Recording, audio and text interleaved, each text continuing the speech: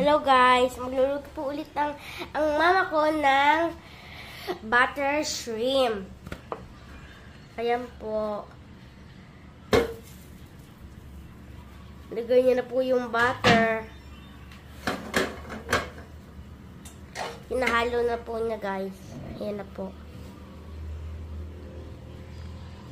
Tapos bawang ang susunod, yung garlic. Opo. May pagsinghot. May pagsinghot na nagaganap. O, naging cooking show na kami ni Clarence, guys. O, at least may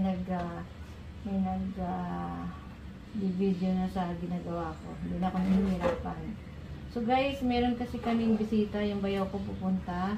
So, nagluto ako ng nilagang pata. Kanina nga yung binidyo ni Clarence. Ito naman, butter shrimp. Kahapon pa to request ni Clarence eh. So, ayan. Ngayon lang po maluluto. Oo, kasi nga may mga ulam kahapon. Opo. Ayan. So, na po yung garlic. Ayan. Garlic.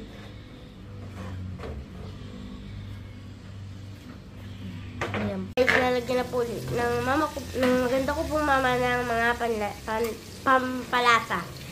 Yun. Lagyan na ang paminta. Natal-tal pa ako. Lalagyan natin guys ng pampalasa o paminta. Pamintang durog. Ayan. Konti pa. And then, lalagyan natin ng may natira pa akong mamasika oyster. Ayan. Oh, Anak, ayusin mo ba? nausog ko pa yung pintuan. Init siya. Ayan. Nakuha ba lahat na? Aliin na po natin. Ayan. Tapos lalagyan natin ng konting ketchup. Opo. Ketchup. Tamis anghang. Konti lang guys. Tansya-tansya lang.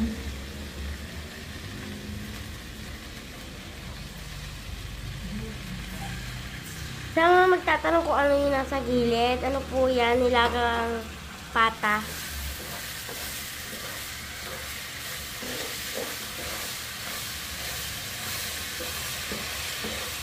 Hinaan na natin ng konti.